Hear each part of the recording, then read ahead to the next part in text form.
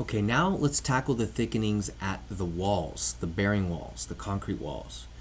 We have already placed wall foundations under those thickenings. So you see the different workflow. Where we had a concrete wall and we had a footing under it, we used the bottom edge of the wall to locate that bearing footing, that wall footing. Now we can just fill in the gap with a thickening. We don't use the thickening to locate the footing. We do that with these perimeter footings. And I've gone through and I've already added all of those thickenings and footings on the perimeter. So now here, if we kind of look down here a little bit, remember I have walls turned off and columns turned off. So now let's locate another thickening. We can select one that's already placed and right click on it and hit create similar. And let's just place one. Remember, select the top edge. Let's just place one right here. Let's take a look. And now let's cut a section through there. Let's go to our project browser level 1. And this is the area that we're working in right here. So let's cut a section here. The shortcut for section that I am using is CT. Now let's look over here. So here's the footing thickening that we placed. You can see that it's just a little short. It just happens to be. This is where all you got to do is measure. So if we go to our Modify tab under the Measure panel, hit this Measure between two references, or type in ME, and all you got to do is just measure what this gap is supposed to be. It's supposed to be 1'8". So now we can just select our thickening, go to the properties, and on the width, all you do is 1-8. Not 8 feet, sorry. 1-8. And now we can understand the relationship. This gets poured first. This goes in second as far as real world construction. And then this floor and this thickening go in third. Okay? Now that I have my thickening that is correctly placed, I can go back to my 3D view. I can select this thickening that is correct, right click on it and hit create similar, and I can use this one everywhere else because for the sake of this training we're using the same wall thickenings and the same wall footings everywhere. So now I can hit pick lines, pick that edge right there, and I pick this edge right here. Okay, I like going with the workflow of placing all my thickenings and then coming back and refining them. Okay, so you place all your thickenings and then you can come in here and refine them. We have to extend that thickening to the corner of that footing there.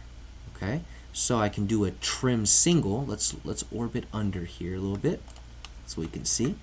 Let's type in TS for trim single, TS. Hover over that face of the footing, hover over the thickening, and let Revit do the rest. Now we just orbit, do the same thing over here, select the face of the footing, and select the thickening, and it moves over. Okay, so after you get into the habit of this type of modeling, you'll never go back. All right, this is where you actually learn about construction. This is where you actually teach yourself about sequencing. And even if you don't know the actual answer, you can go on Google, you can go on YouTube, look up concrete construction, and you'll see how they pour. So let's just do one more. Let's select one of these guys, the 1'8" that are correct. You see how Revit already notched off what it didn't need, so we know that our volume is correct. So let's hit a create similar,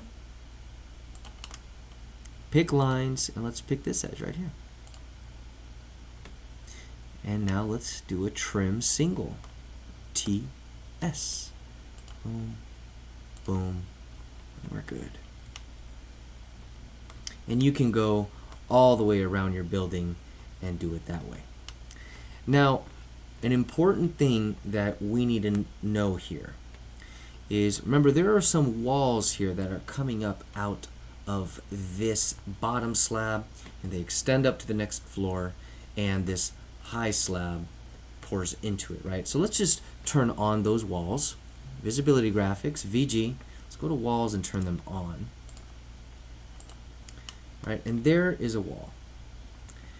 Now, let's do a section box, a selection box around this wall, and let's select the footing as well.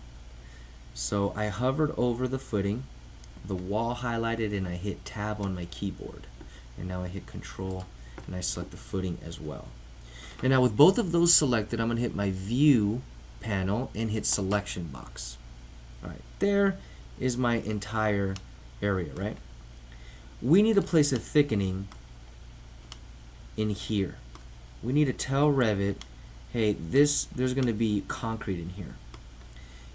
Be careful that on the high side, remember there is a high footing here, this does not get filled with concrete from the top of footing all the way to the slab. It does not do that. Unless specified by your engineer, what happens here is they pour this footing low, they pour the wall, and then they fill this area here with dirt. They bring it up with dirt, and then they pour the slab.